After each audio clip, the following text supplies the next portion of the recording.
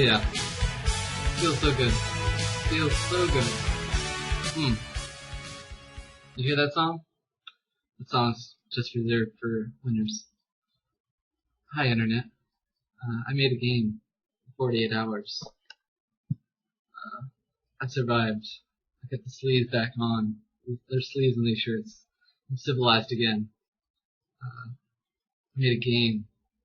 Some might say it's a game inside of games. Kind of like Inception. I say, hey, that's a cool movie. My game's kind of cool too. So let's take a look at it. What worked, what didn't work. So yeah, overall, I was really happy to do this game jam. It was kind of rushed. I didn't know about it until like 8 hours before. So maybe next time we'll get more informed. Put my ear to the ground on when these are starting and check them out more. I think that's probably the only thing I would say I'd want to change about this one. Would be having more of a head start, a heads up. Everything else worked out really well. Yeah, all the tools I was using were great. Unity was very stable throughout the whole process. Nothing crashed on me. There's little things here and there that I have to tinker with, but that's about it. Very stable, very awesome. Playmaker is always fantastic to use. I pretty much used that exclusively for the logic. And nothing got too complex since I've been using it for a couple months now. I know what works, and my state machines are a lot cleaner. I keep turning this on and off. They're a lot cleaner and more efficient. So, yeah, I really didn't have to get into JavaScript or C# to get something done, or really nothing was off limits to what I wanted to do. So yeah, so let's look at the most complicated piece, I guess, which is just these followers that follow you through the entire level. They also determine if you win or lose or go to the next section. So we could just take a look at that in the state machine. This one's really simple. It's just checking for a global variable, going back and forth, and changing those v's.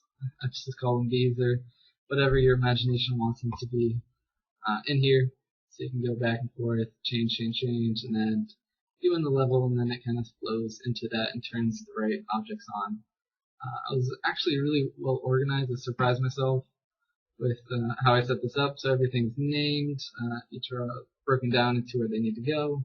So creating a lot more empty game objects to organize was awesome. So it's really good, especially since this is such a rushed project. I was surprised on how organized it is and how much easier it is to work. So that is that. What else? The only thing that I kind of missed out on is doing more art, which is fine. And I had to do that stuff, but I would have liked to break that character and get him running through this 32-bit section. But that's okay. So that's the making of the game. Everything's pretty standard, using 3D Max for the 3D pieces, Photoshop, that kind of stuff. The new stuff that I did use was the the beat pad for iPod to make a little song in the background, which is awesome. We'll try to learn more audio stuff in the future, just to get it in here. And then, yeah, so let's check out the game, just get a little final run through, just to wrap it up. So what I was surprised with, or what I didn't consider, was Unity already makes it have controller support with your input manager. So let's go through this game with the 360 game controller. So it goes. So manage sound really fast. Pull that down. Pull it down one more. There we go. Okay. So this is still the same. This is actually my favorite part of the game. It's nice and simple and it's fun. You actually use your imagination to figure out what's going on. Since there's no words per se, there's those letters in the beginning just to tell you the controls. I'm really leaving it up to the player to figure out what they're supposed to do.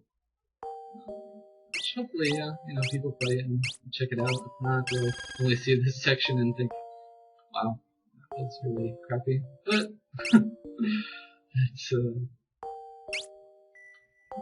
it's a gamble you have to take. Go through this section. So we'll come to the transition into the next stage. I was hoping to get a little bit smoother. Let's go through. But really, how it works is I spawn the character way back and then just bring him forward to the stage. Up, he hits the stop sign, and then boom.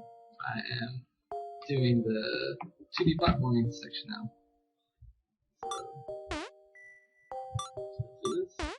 So in this section, it's actually not that great with the gamepad at the moment. I think it's just because I'm using rigid body and physics to move this character around. What I should be using is a character controller, but I just knew I could get it done fast with the rigid body. And that sounds so exciting. So sexy. Rigid bodies. So tough. Alright. Into this section.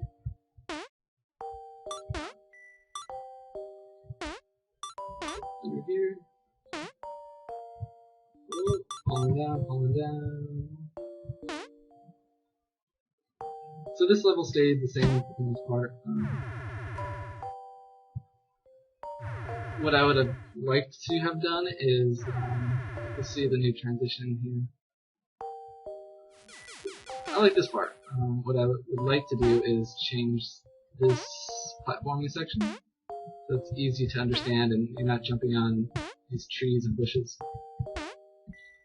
So next time, and next time I'll actually put a plane on top of buildings. I didn't think I was gonna have the player going and jumping on these buildings when I originally created them. They were just to be background pieces. They were fun to use. So go into this section. So in this section, I added a little bit more to it. Let's go through it. So I just added elements from those other portions of the game into here. So you'll see the Atari stage, vegetation things. That will get super gigantic if you go and hit them. Also, these little pieces of money are strung through the level just to populate it and give it something to do. Before it was really empty and just didn't feel right. So just adding those pieces, even though they're meaningless, actually gives more purpose overall to the game. So you can actually jump up this tree. There you go. Change it up. It's just like Minecraft. There you go. So you start going through the section.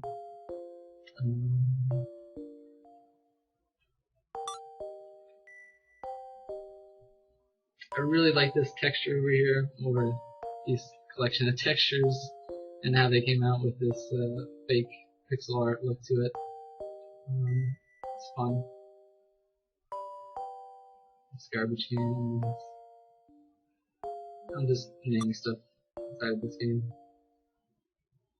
So with these pickups, it actually gets closer to the end, leaves the player.